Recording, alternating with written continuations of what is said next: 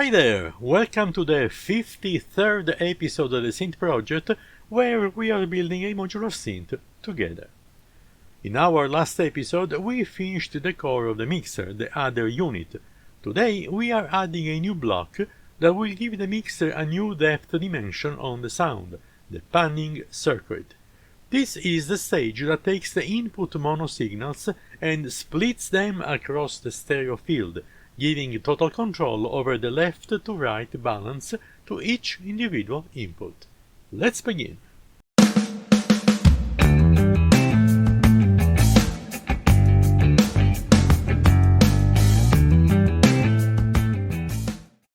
The panning circuitry is split across two separate schematics and two different PCBs. The first board is purely mechanical. Its job is to hold 8 sliding potentiometers against the front panel. The second board contains all the circuitry of the panning stage. The two boards will be connected together and the assembly will be installed on the back of the front panel.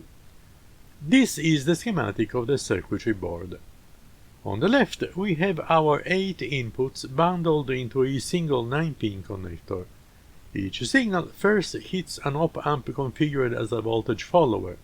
This acts as an impedance buffer, ensuring that we can manipulate the signal without loading down or stressing the previous stages of the mixer. Once buffered, the signal hits a 3-resistor network that creates our stereo split. Here's how it works.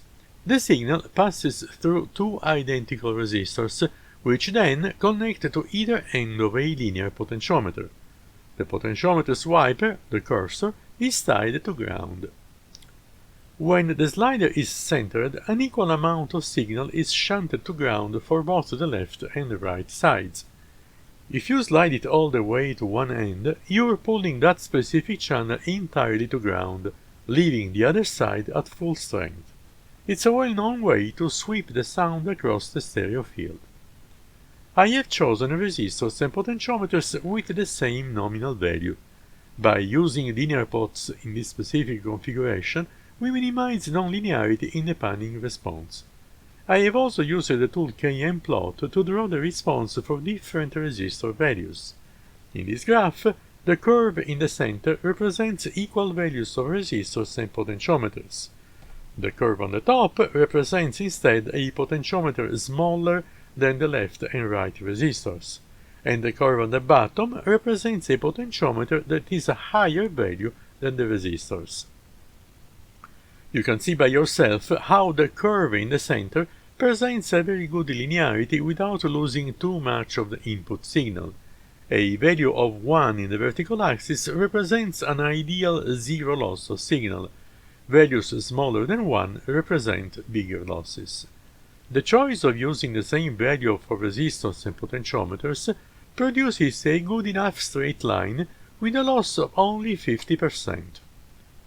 Because this passive network cuts our signal strength in half, we send the resulting left and right signals to another op-amp amplification stage. These stages are designed with a gain of 2, which restores the signal to its original level before we send it to the output connectors. And of course, we have 8 of these balancing circuits, 1 for each of the input signals. Finally, the whole system runs on our ±12 volt rails, cleaned up with capacitors C13 and C13 to keep the noise floor nice and low. Let's take a closer look at the PCB with the 8 slider potentiometers. On the bottom side you can see the footprints for the sliders. Although these components have 6 terminals, we only need 3 for our circuit. These are routed down to the pads at the bottom of the board, which serve as our bridge to the main circuit board. Flipping it over to the top side, the silk screen clearly shows where the sliders will sit against the front panel. Keeping these boards separate allows for a much cleaner mechanical fit. Here is the main circuit board. Because of the high density of connections, a single-sided board wasn't feasible here. and so I have designed this as a 2-layer PCB to keep everything compact. On the bottom layer, the layout is dominated by our 3 main headers. The center connector handles our 8 inputs, while the 2 on the sides bundle our final left and right outputs. You'll notice the 6 integrated circuits. These are all TL074s. I choose them because each chip gives us 4 high impedance, low noise op-amps, which is perfect for our buffer and gain stages. The top layer handles all the overflow traces, the connections that would have crossed paths on the bottom. These 2 layers talk to each other through a series of bias. If we look at the silk layer from the top, those isolated red dots you see scattered around are the via pads. Each one of them connects 1 trace on the bottom with 1 on the top. Finally, here are both boards fully populated. The real magic happens when we stack them. I designed the pads to align perfectly so that when the boards are joined, the potentiometers interface directly with the processing analog circuitry. It's a sandwich design that saves a massive amount of space behind the Synth module panel. To test the new circuitry, I put the new sandwiched boards on the test bed already used for the previous elements of the mixer. You can see that I have also made some small adjustments to the assembly to simplify the insertion and removal of elements during the various phases of the project. This one, for example, is a board hosting a number of power supply connectors, so it is easier to power up all the existing and new components of the mixer. This new attachment is to provide the individual 8 inputs to the new panning boards. Note also the 8 resistors that connect each input to the ground when they are not in use. This is a trick I decided to use to eliminate all possible sources of noise from being injected into unused inputs of the mixer. I choose 650K resistors, but any value between 10K and 1 meg should do the trick. Once we attach the actual input circuitry to the panning board, these resistors will not be necessary anymore, since the output stage of the new circuitry will provide the necessary grounding when those circuits are not in use. During my testing, I will use these 2 alligator clips to bring the signal from the 2 channels of my function generator to 2 of the 8 inputs of the panning boards. The generator is set to generate 2 sound waves at the frequency of 1 kHz with an amplitude of 5 volt peak-to-peak. I will also use my oscilloscope to visualize the output of the left and right channels of the mixer. The yellow track represents the left channel, and the blue track represents the right channel. When we move each slider from one end to the other, we will move the output signal from the left channel to the right channel. When the slider is on the center, an equal amount of signal will come out from both channels. Right now I have connected the function generator to channels 1 and 8, which means that only the first and last potentiometers will be actively moving the output signal within the stereo field. Let's now move the potentiometer on the top and let's see the effect on the stereo channels on the oscilloscope.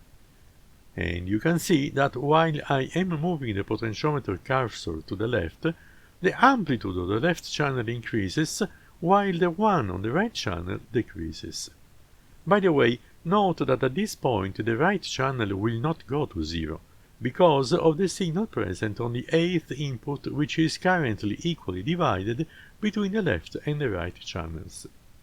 And in fact, when I move the top potentiometer all the way to the right, you see that the left channel amplitude decreases and the right one increases, and the left channel is left with only half of the signal from the 8th input.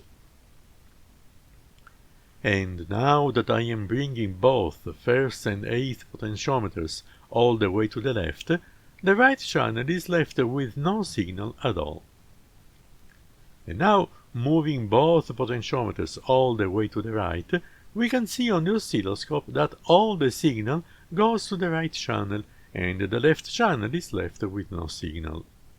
And oh, if you are wondering why the blue track keeps drifting, that's because I have triggered the oscilloscope on the left channel, and since that channel has no signal, the image of the right channel is drifting. Well, not a big deal.